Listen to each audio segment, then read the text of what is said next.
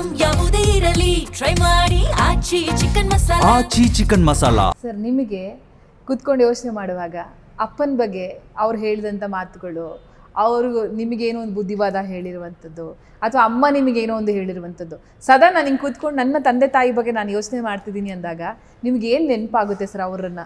ನಮ್ಮ ತಂದೆಯವರು ಬಂದ ಮೇಲಿಂದ ನನಗೆ ಡೈರೆಕ್ಷನ್ ಎಲ್ಲ ಹೇಳಿಕೊಟ್ಟು, ಕತೆ ಯಾವ ಥರ ಬರೀಬೇಕು, ಎಡಿಟಿಂಗ್ ಏನಾಗಬೇಕು, ಫೋಟೋಗ್ರಫಿ ಏನಾಗಬೇಕು, ಅದನ್ನೆಲ್ಲ ಪ್ರಾಕ್ಟಿಕಲಾಗಿ ಕಲಿಸ್ತಾಯಿದ್ರು. ಯಾಕೆಂದರೆ ನನಗೆ ಫಸ್ಟು ಬರೆಯೋದು ಚೆನ್ನಾಗಿ ಕಲ್ತ್ಕೋಬೇಕು ಅಂಥೇಳಿ ಹುಣಸೂರು ಕೃಷ್ಣಮೂರ್ತಿ ಅವ್ರ ಹತ್ರ ಹಾಕಿದ್ರು. ಅಲ್ಲಿದ್ದೆ ನಾನು, ಅವ್ರ ಜೊತೇಲಿದ್ದೆ, ಕೆಲಸ ಮಾಡಿದೆ ಅವ್ರ ಜೊತೇಲಿ, ಅವ್ರ ಪಿಕ್ಚರಲ್ಲಿ. ಆಮೇಲೆ ತಾರಾಸು ಅವ್ರ ಹತ್ರ 2 ಸ್ಕ್ರಿಪ್ಟ್ ಬರೆಸಿದ್ರು ನಮ್ಮ ತಂದೆ, ಅವ್ರ ಜೊತೇಲಿದ್ದೆ. SK ಕರೀಂ ಖಾನ್ ಅವರು ನಮ್ಮ ಕಂಪ್ನೀಲಿ ಕೆಲಸ ಮಾಡ್ತಿದ್ರು, ಅವ್ರ ಜೊತೇಲಿದ್ದೆ. ನರೇಂದ್ರ ಬಾಬು ಅವರಿದ್ದರು, ಅವ್ರ ಜೊತೆ ಇದ್ದೆ. ಆಮೇಲಿಂದ ಉದಯ್ ಶಂಕರ್ ನಮ್ಮ ತಂದೆಗೆ ಒಂದು ಪಿಕ್ಚರ್ ಬರೆದ್ರು, ಅವಾಗ ಅವ್ರ ಜೊತೆ. ಈ ಥರ ರೈಟಿಂಗ್ ಈಸ್ ವೆರಿ ಇಂಪಾರ್ಟೆಂಟ್, ಮಿಕ್ಕಿದ್ದೆಲ್ಲ ಯಾವುದೂ ಇಂಪಾರ್ಟೆಂಟ್ ಇಲ್ಲ.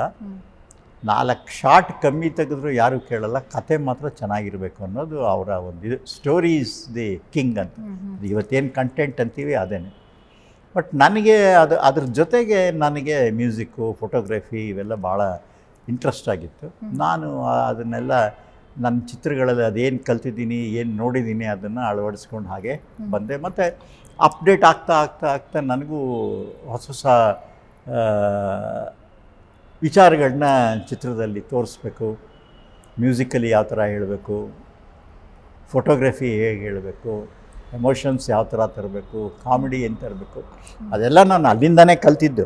ಬಟ್ ಅದನ್ನು ಓಲ್ಡ್ ವೈನ್ ನ್ಯೂ ಬಾಟ್ಲ್ ಅಂಥೇಳಿ ಇರೋ ಎಲ್ಲರೂ ಇವತ್ತು ಹ್ಯೂಮನ್ ಎಮೋಷನ್ಸೇ ಭಾಳ ಇಂಪಾರ್ಟೆಂಟು. ಅದು ಬಿಟ್ಟರೆ ಇನ್ನೇನೂ ಇಲ್ಲ.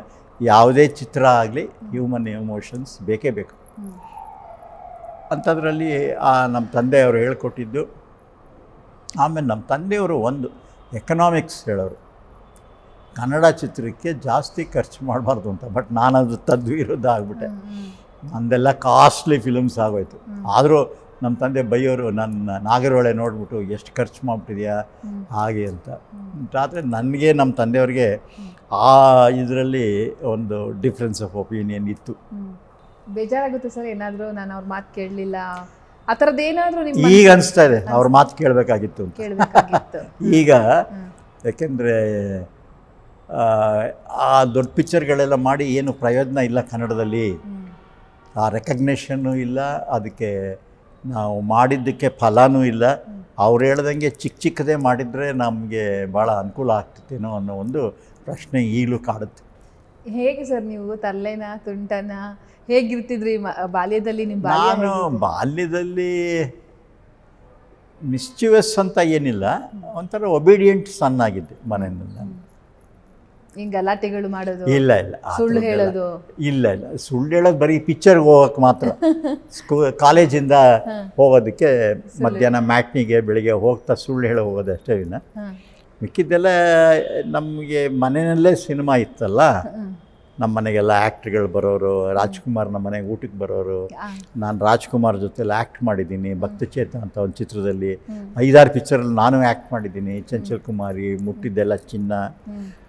ನಾನು ವಿಷ್ಣುವರ್ಧನ್ ಒಟ್ಟಿಗೆ ಒಂದು ಪಿಕ್ಚರ್ಲಿ ಆ್ಯಕ್ಟ್ ಮಾಡಿದ್ದೀವಿ. ಅವ್ರ ತಂದೆ ನಮ್ಮ ಕಂಪ್ನಿಯಲ್ಲಿ ಕೆಲಸ ಮಾಡ್ತಾಯಿದ್ರು. ಹೀಗೆ ಅದೆಲ್ಲ ಒಂದು ಫೇಸ್ ಆಫ್ ಲೈಫ್ನಲ್ಲಿ ಭಾಳ ಒಂದು ಉತ್ತಮವಾದ ಫೌಂಡೇಶನ್ ಕೊಡ್ತು.